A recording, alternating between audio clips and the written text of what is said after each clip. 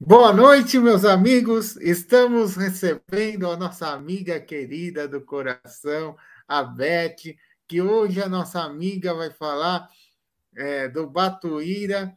Ô, minha querida amiga, seja muito bem-vinda à Casa Espírita de Amor e Caridade, ajudando a caminhada. Que honra, que alegria. E antes de mais nada, eu gostaria de pedir licença para vocês para desejar para todas as mães um feliz Dia das Mães, que amanhã é o das Mães, se bem que todos os dias é o Dia das Mães. Parabéns, vocês são maravilhosas. Muito obrigado por colocarem a gente no mundo. Deus abençoe, dê muita saúde e prosperidade, tudo de bom. Obrigado, Deus abençoe a todas. E, né, é isso aí. Então, por gentileza, amiga querida do coração, você inicia com uma prece, depois é vibração e prece, e, por gentileza, é com você, amiga. Obrigado por estar presente. Boa noite, obrigada, Patrícia. Também desejo feliz Dia das Mães para todo mundo, né? Que estiver presente ou que irá nos ouvir, né? No amanhã, depois. E para os homens, né? Ah, obrigada pela flor. Para os homens também, né? Desejando um feliz Dia das Mães para as mãezinhas deles.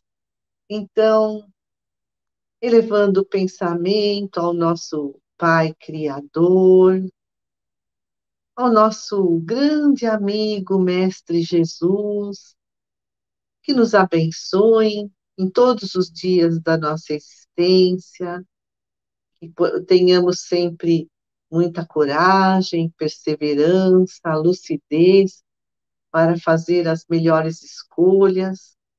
E, especialmente nesses próximos instantes, pedimos aos nossos mentores amigos que nos inspirem para que possamos entender os ensinamentos da espiritualidade maior e que essa biografia de hoje, de Batuíra, seja um grande exemplo para todos nós, de grande missionário de Jesus, de grande batalhador do bem.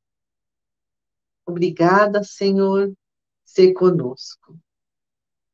Bom, Batuíra é um apelido, né?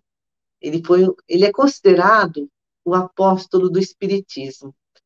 Então, sabe, a vida e as obras dele foram, assim, exemplos de coragem, de perseverança, garra, de confiança em Deus, de amor ao próximo.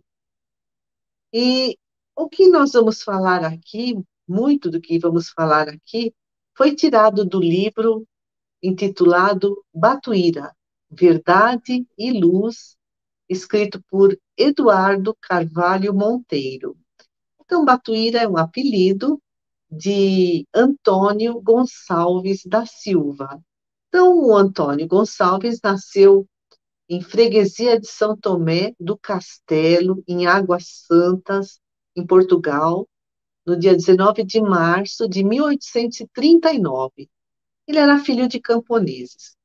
Aí, no dia 3 de janeiro de 1850, ele tinha 11 anos, ele veio para o Brasil, aportou lá na Guanabara e só não se sabe se ele veio sozinho, veio com os pais, porque ele nunca fez comentários sobre os pais, não se sabe, né, os autores, os biógrafos dele não sabem esse ponto da sua história.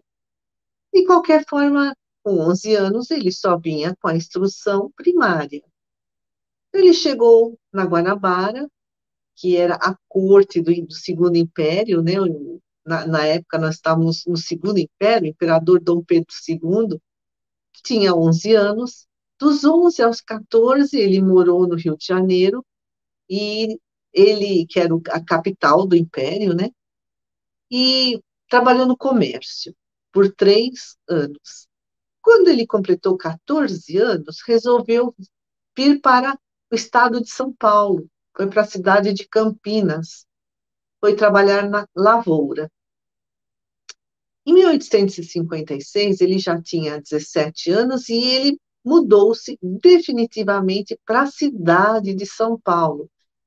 Em São Paulo, né, 1856, meados do século XIX, tinha menos de 30 mil habitantes. Hoje, São Paulo tem quase 13 milhões de habitantes. E se a gente for considerar a Grande São Paulo, que é a região metropolitana, constituída da Grande São Paulo, mais os 39 municípios que conurbaram, dá 22 milhões de habitantes. Olha, de 30 mil para 22 milhões, né? Então, conurbação, o que é conurbação? É quando as cidades vão crescendo, né? Por conta da população que aumenta, e elas vão se grudando umas nas outras. E em meados do século XIX, São Paulo tinha, imaginem, umas 50 ruas. O Parque Dom Pedro II, acho que a maioria aqui já conhece, né? Lá onde tem os ônibus, os pontos finais dos ônibus. O Parque Dom Pedro II, lá em São Paulo, era uma várzea, um charco, cheio de uma ave, assim, de pernas longas, pernalta. Essa ave chamava-se batuíra.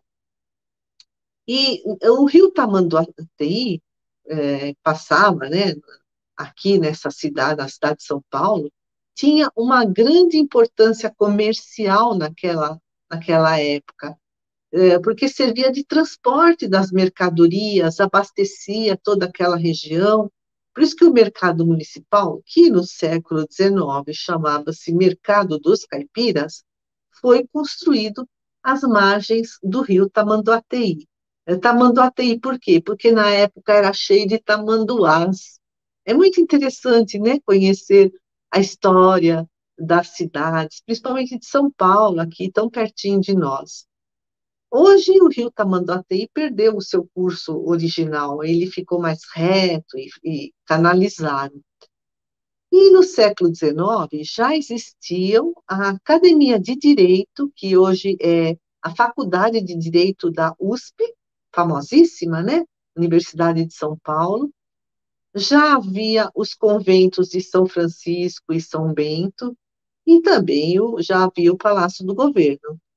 Mas, de qualquer forma, fora, né?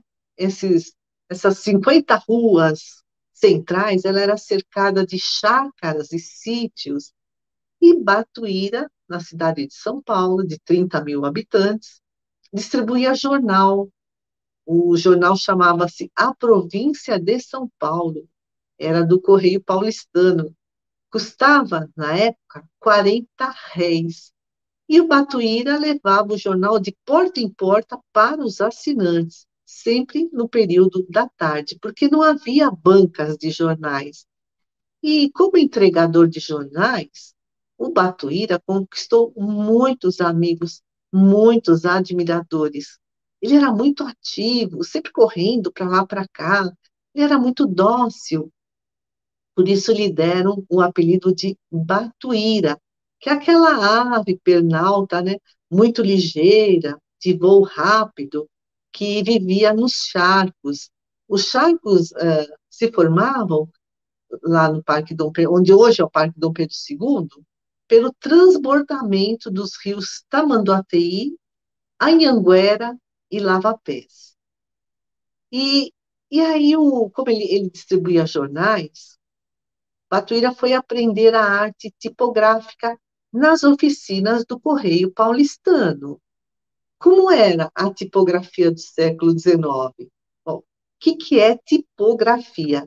É a técnica de compor e imprimir com tipos, né? Que são pecinhas.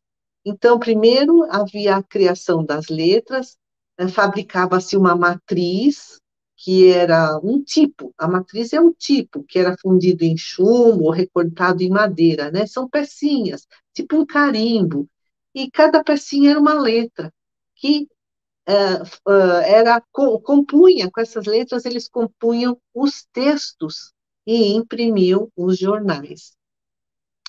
E o crescimento dos jornais foi acompanhado pela expansão das gráficas. E São Paulo também vivia momentos muito agitados até 1865. O Brasil era um império, né, de Portugal, mas estavam surgindo ideias republicanas, né, de libertação do Brasil em relação a Portugal, de proclamação da República, e também ideias abolicionistas, né, de libertação dos escravos. E essas ideias se chocavam com aqueles que eram monarquistas, né, que apoiavam Dom Pedro II, e também se chocavam com a oligarquia escravocrata, que eram os barões do café, porque eles usavam a mão de obra escrava. E Batuíra, muito humanitário, defendia as ideias de igualdade entre todos, não importando a raça. Ele lutou muito pela a abolição da escravatura. Bom, aí ele resolveu abrir uma fábrica de charutos e deu muito certo, com bastante trabalho e economia. As suas modestas finanças foram crescendo. E aí ele casou com a senhorita Brandina Maria de Jesus. E eles tiveram um filho, que foi chamado Joaquim Gonçalves Batuíra. Então ele colocou o apelido dele no sobrenome do filho. E ele investiu parte do seu dinheiro comprando áreas desvalorizadas na rua Lava Pés. Fica no bairro da Liberdade.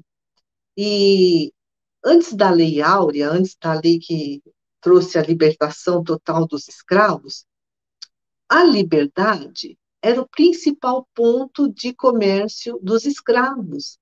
E depois da abolição, foi o primeiro local onde os escravos foram alforriados, né?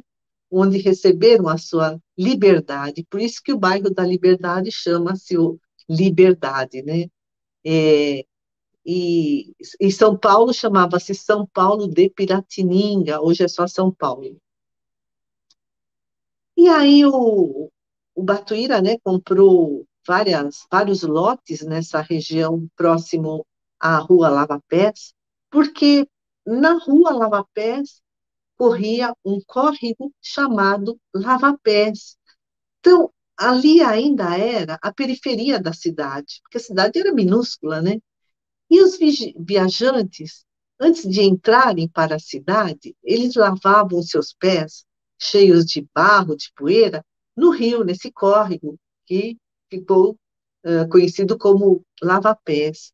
E depois, então, de lavarem os pés nesse córrego, eles calçavam os sapatos e entravam na cidade.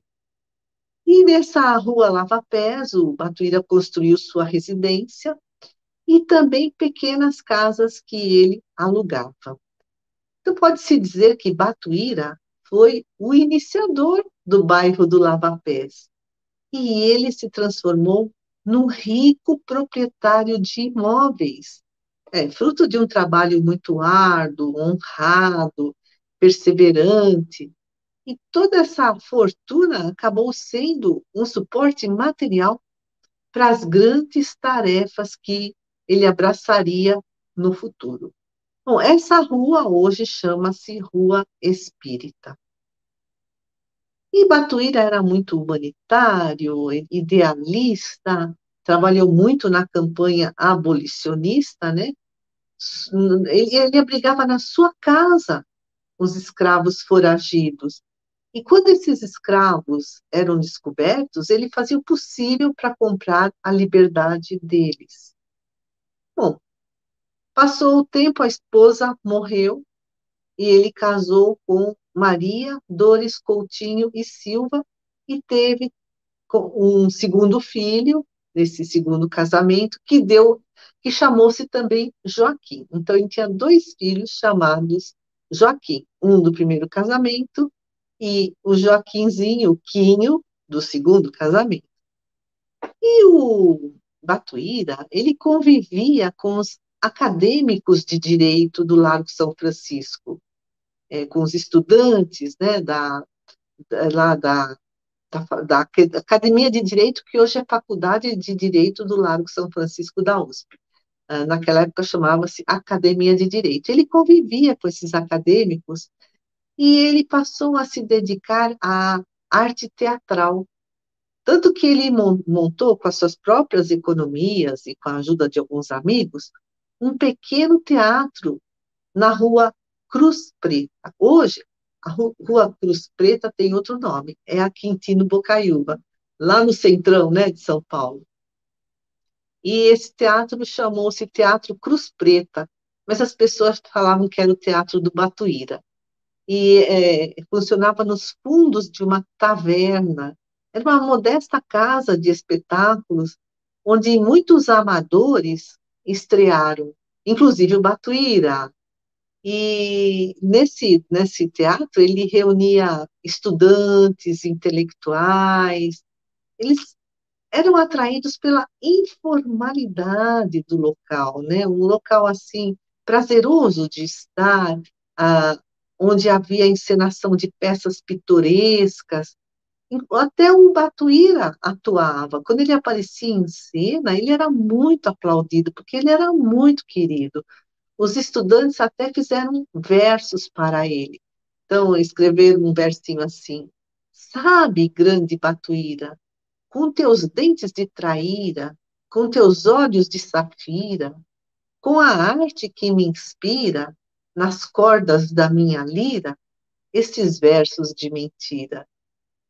E Batuíra, então, promoveu a cultura para a população estudantil, né, nesse espaço de lazer. Ele foi um pioneiro nessa área. Ele, na área do teatro, ele manteve o teatro por 10 anos. Em Batuíra só tinha um diploma primário, mas ele nada ficava devendo para esses grandes intelectuais com quem ele convivia. E junto com o maçom Luiz Gonzaga Pinto da Gama, ele fundou, né, e o Luiz Gonzaga, que era da maçonaria, os dois fundaram e mantiveram um jornal abolicionista que lutava pela liberdade dos escravos, de publicação semanal. E olha, grandes nomes escreveram nesse jornal abolicionista. Rui Barbosa, outros grandes talentos da Academia de São Paulo, e com isso, esse jornal acabou sendo uma ferramenta de oposição aos escravocratas, né, aos donos de escravos.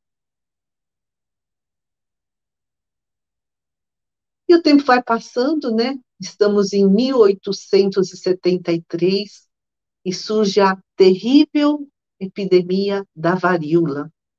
A varíola é uma doença contagiosa e Batuíra trabalhou como voluntário, ele se entregou totalmente para cuidar do próximo, ele abrigava os enfermos em sua própria casa, ele agia como médico, enfermeiro, pai, amigo, ele dava remédios, ele cuidava dessas pessoas, ele dava o pão, dava o teto, dava o agasalho. Então, ele era muito popular, tanto que vários escritores consagrados naquela época escreveram sobre Batuíra. Não eram escritores espíritas, eram escritores que escreveram a história da cidade de São Paulo. Então, Hernani Silva Bueno, tem até uma rua famosa aqui no Sacomã, chamada Silva Bueno, que é em homenagem a esse escritor, Hernani Silva Bueno, que escreveu História e Tradições de São Paulo, e cita Batuíra, né? O outro escritor, Almeida Nogueira, escreveu o livro A Academia de São Paulo, né? Que hoje é a Faculdade de Direito. Então, esse livro intitulado A Academia de São Paulo, Tradições e Reminiscências, Estudantes, Estudantões e Estudantadas, livros que foram escritos, né, no século XIX. Outro escritor, Alfredo Moreira Pinto, escreveu A Cidade de São Paulo em 1900 e conta a história de Batuíra. E vários outros autores escreveram sobre Batuíra, porque ele era muito popular, muito querido. Até as pessoas brincavam, porque ele era baixinho, assim, entroncado, né? Tinha uma compleição robusta, e a partir de, né, uma certa idade, ele sempre usou barbas longas, essas barbas ficaram brancas, e as pessoas comentavam naquela época que ele era tão bom que parecia um imperador, porque Dom Pedro II também usava longas barbas brancas, e o imperador Dom Pedro II também era muito querido, né, pelo povo. As pessoas também diziam em relação a Batuíra que ele tinha um coração de ouro, de tanto que ele se dedicava ao próximo. E Batuíra sempre foi irrequieto por natureza, ansioso por preencher um vazio interior.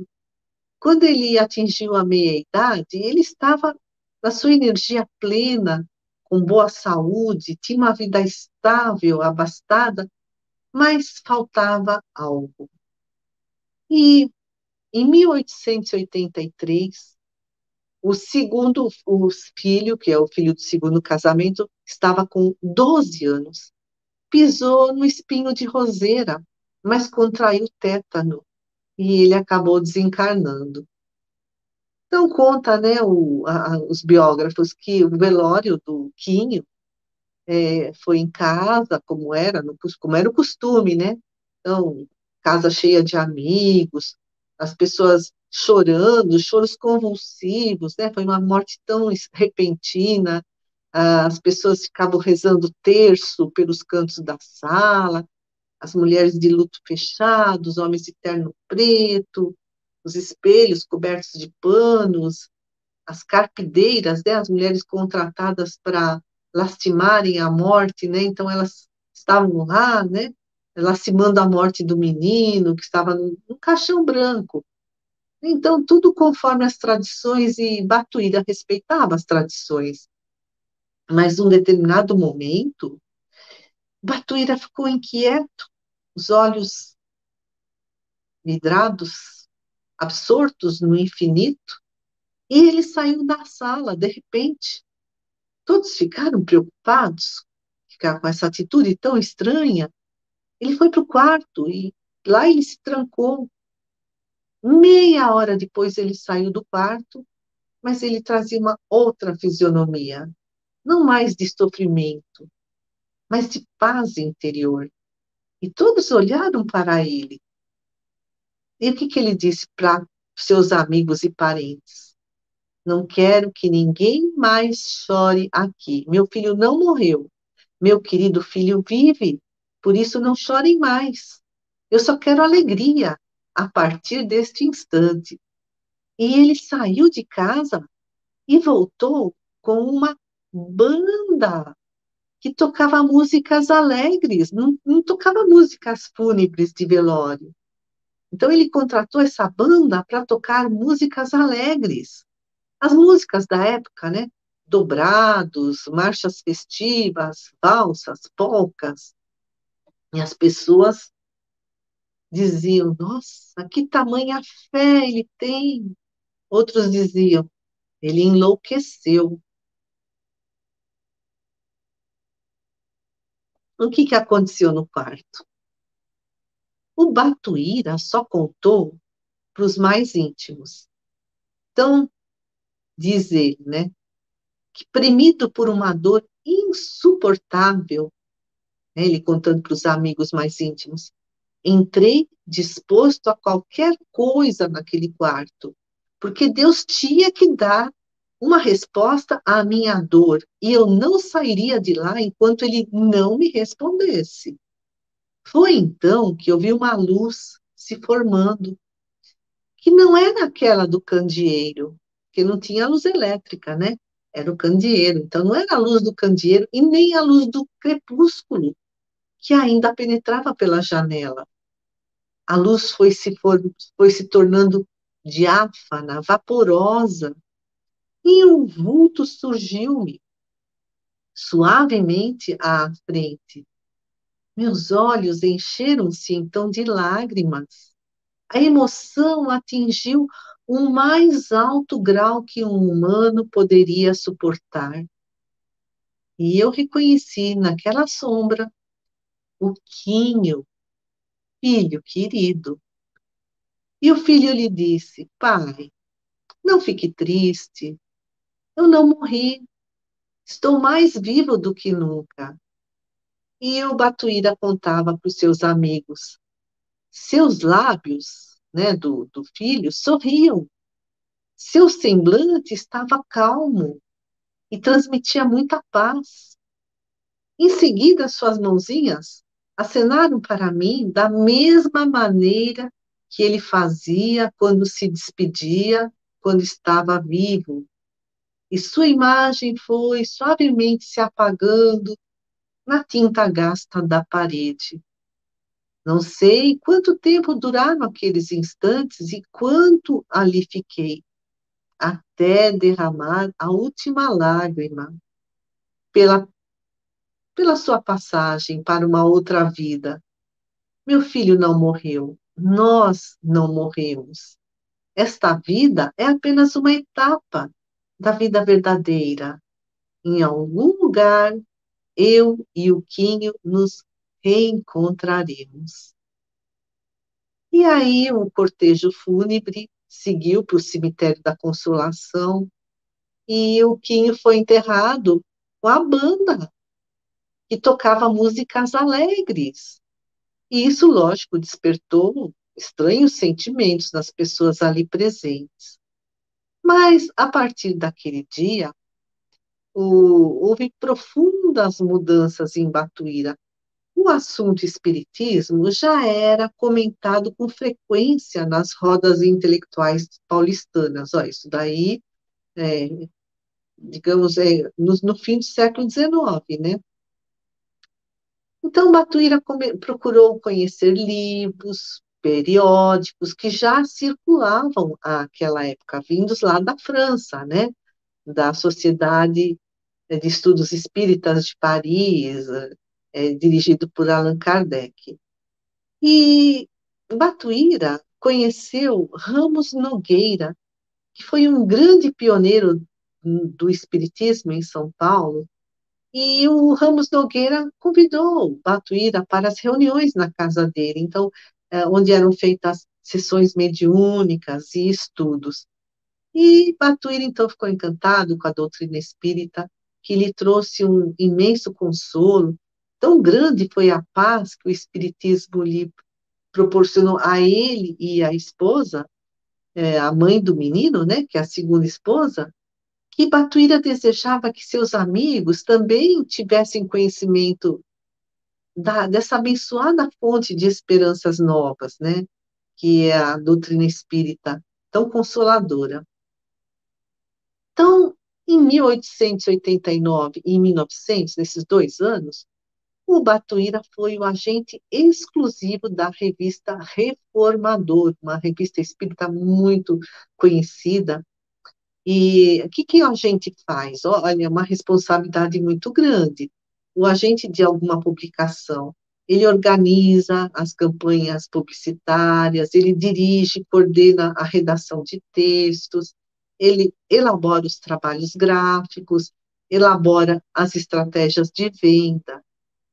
E no dia 6 de abril de 1890, o Batuíra restabeleceu um centro espírita que há muito tempo estava adormecido, né? Então, parado, né? As pessoas não se reuniam mais. Era o Centro Espírita Verdade e Luz. E o Batuíra adquiriu uma pequena tipografia para divulgar o espiritismo. Então, no dia 25 de maio de 1890, ele lançou o jornal Verdade e Luz, de publicação quinzenal, que tinha uma tiragem de 5.000 exemplares a cada quinzena, e chegou a alcançar 15.000 exemplares em determinada época, que era uma tiragem muito superior aos jornais diários daquela época. Esse jornal, primeiro, ele era vendido nas duas charutarias da cidade de São Paulo, mas depois acabou sendo distribuído por todo o Brasil. E quem escrevia nesse jornal, nas colunas desse jornal? Dezenas de espiritistas, né, espíritas brasileiros. Anália Franco, Casimiro Cunha, o próprio Batuíra também, ele escrevia artigos, e ele assinava, né, assim, de forma anônima, então ele assinava ninguém.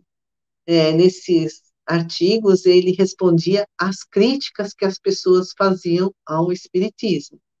E a renda desse jornal ia para as sociedades filantrópicas. A Ibatuíra criou também a livraria e editora espírita, e nessa livraria ele era tanto o impressor como o tipógrafo. Então, ele foi um pioneiro do jornalismo espírita no Brasil, um dos maiores propagandistas da doutrina espírita no Brasil. Bom, não bastasse tudo isso, né? Esse grande empenho, esse grande entusiasmo, essa grande energia para o trabalho, ele também era médium curador. Ele promoveu centenas de curas físicas e espirituais, com água fluidificada, com passes magnéticos, tanto que o povo o apelidou de médico dos pobres. Bezerra também recebeu esse apelido, né? Bezerra morava no Rio de Janeiro, também tinha o apelido de médico dos pobres, lá no Rio. E Batuíra tinha o apelido também de médico dos pobres, aqui em São Paulo. Então, Batuíra praticava caridade, consolava os aflitos, visitava e tratava os doentes com homeopatia, tanto os doentes do corpo físico, como aqueles que eram considerados loucos, porque muitos dessas pessoas não eram loucas, elas estavam obsediadas, perseguidas por espíritos inferiores que lhes faziam mal. E esses obsediados, muitos ficaram curados. E Batuíra se enfronhava nos livros de homeopatia para atender melhor os enfermos, conhecer melhor a homeopatia, né? Ele recolhia os doentes, os desamparados e falava-lhes de fé, para que pudessem suportar as provas terrenas. E quem chegasse à sua casa, fosse quem fosse, a hora que fosse, ganhava comida, cama, cobertor. A sua casa, né, na rua Lava Pés, era hospedaria, farmácia, albergue, escola, asilo. Milhares de pessoas foram pedir-lhe remédios, foram fazer consultas, né, porque ele era um médium curador. E aí, uma certa ocasião, o Batuíra adquiriu uma propriedade rural lá em Santo Amaro, imagina, né? Hoje é o bairro de Santo Amaro, né? É lindo, maravilhoso, todo cheio de prédios. Na época era rural, uma área rural. E Batuíra adquiriu, então, né, um terreno lá e construiu a Chácara dos Obsediados do Batuíra, no bairro do Jequirituba, para acolher aqueles que eram considerados loucos, entre aspas, né? Mas que, na verdade, estavam obsediados. Então, essas pessoas sofriam muito assédio pelas ruas, muita incompreensão, estavam deslocados da sociedade, excluídos da sociedade. Então, Batuíra os acolheu nessa chácara dos obsediados. E, em 1895, o seu primeiro filho, filho do primeiro casamento, que já estava adulto e casado, também chamado Joaquim, faleceu. Em 1904, o Batuíra fundou uma instituição, a Instituição Beneficente Verdade e Luz. E para essa instituição, ele doou todos os seus bens. E a partir de então, ele, quando escrevia os seus artigos no jornal Verdade e Luz, que antes ele colocava o pseudônimo Ninguém, A partir desse momento em que ele fundou essa instituição e doou todos os seus bens, os artigos passaram a ser assinados como alguém. E ele criou grupos de estudos e centros espíritas no estado de São Paulo, Minas Gerais e Rio de Janeiro. E ele procurava estar sempre presente nesses grupos de estudo e nesses centros espíritas que ele criou para assistir, para incentivar. E fez também conferências sobre diversos assuntos da doutrina espírita em inúmeras cidades de vários estados. E nessa ocasião ele aproveitava visitar os enfermos e distribuía folhetos que falavam da doutrina espírita, e também distribuiu milhares de livros pelo interior do país. Olha, que grande divulgador da doutrina espírita ele foi, porque século XIX, os livros eram caríssimos, era tipografia, assim, né? Uma coisa manual, não existia internet, não existia rádio, não existia televisão. Então, como ele foi valoroso na divulgação do Espiritismo. Em maio de 1908, o Batuíra e outros confrades, né, amigos espíritas, fundaram a União Espírita do Estado de São Paulo, que era uma federação. O que faz a federação? Dá apoio aos centros espíritas e aos grupos. Então, essa federação dava apoio aos centros espíritas e grupos do Estado de São Paulo. Então, até então, o Batuíra carregava nos ombros muita responsabilidade, né? O tempo passou, ele já estava alquebrado pelo peso dos anos.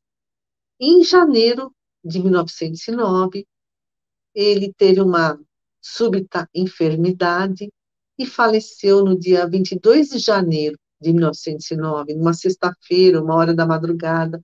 Ele estava com 70 anos, faleceu na cidade de São Paulo, né?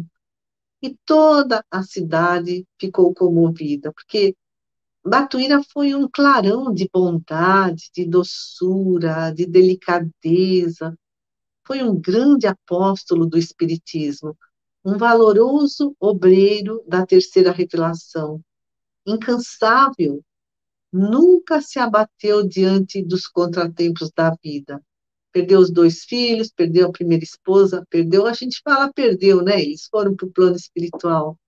E ele continuou incansável na sua luta diária, ajudando os necessitados. Em 1945, já fazia 36 anos que Batuíra tinha desencarnado. Chico Xavier escreveu, assim, reuniu várias mensagens no livro chamado Coletânea do Além. Uma dessas mensagens foi escrita por Batuíra. No dia 6 de dezembro de 1946, o médium Peixotinho, que é um dos médiuns de efeitos físicos mais fantásticos que já houve no Brasil, então ele, através dele, materializou-se um foco luminoso que irradiava luz em várias direções, de diferentes cores, principalmente o vermelho, o azul e o amarelo. E várias explosões luminosas, assim, sabe, de grande efeito. E aí surgiu uma voz direta. Isso é uma voz no ar, não é ninguém falando, a voz surgiu no ar. Chama-se efeito de voz direta, é uma mediunidade de efeitos físicos, né? E era Batuíra que fez uma preleção doutrinária de alta transcendência científica e evangélica. Em 1970, o Chico Xavier também psicografou um outro livro, aí foi só da autoria de Batuíra, chama-se Mais Luz. São 104 orientações do espírito Batuíra, e agora ele está lá no plano espiritual, né? E o prefácio do livro Mais Luz, quem escreveu? Emmanuel, no dia 4 de julho de 1970. Diz Emmanuel que Batuíra dedicou-se a auxiliar os irmãos de ideal. Foi um apóstolo da doutrina espírita, credor da nossa admiração e respeito. E que ele escreveu esse livro, diz Emmanuel, né? Um livro chamado Mais Luz, dedicado especialmente aos lidadores da seara da verdade e da luz a que se consagrou na terra. E fala Emmanuel, aprendamos com o missionário da caridade as lições salvadoras de que se faz mensageiro e, agradecendo-lhe a dádiva luminosa, roguemos ao Senhor nos sustente e nos abençoe. Então, diante desse exemplo magnífico, desse grande apóstolo do Espiritismo, grande discípulo de Jesus, queremos também fazer uma vibração. Vibremos por todo o nosso planeta, por cada nação, por cada governante, que haja paz entre as nações, que haja justiça social, fraternidade e solidariedade. Nós queremos vibrar por todos aqueles que estejam em situações difíceis, doentes, acamados em casa ou nos hospitais, ou aqueles que estejam em asilos, orfanatos, creches, penitenciárias, ou aqueles que estejam na rua, sem uma moradia, sem teto, sem abrigo. Vibremos por todos aqueles que trabalham em prol da seara de Jesus, os grandes espíritos da espiritualidade, os nossos mentores e aqueles encarnados que plantam bons frutos em favor da melhoria do nosso planeta. Vibremos também por nós mesmos e por nossos familiares. E nós agradecemos a Deus, a Jesus, a todos os grandes missionários da humanidade. Agradecemos em especial a Batuíra pelo seu esforço ingente de melhorar o nosso planeta, de trazer-nos esse grande exemplo, de divulgar essa maravilhosa doutrina que é a terceira revelação prometida por Jesus. Senhor, abençoa todos que aqui estamos, nossos lares, nossos familiares. Sê conosco, hoje e sempre. Que a paz de Jesus esteja sempre conosco. Boa noite, amigos.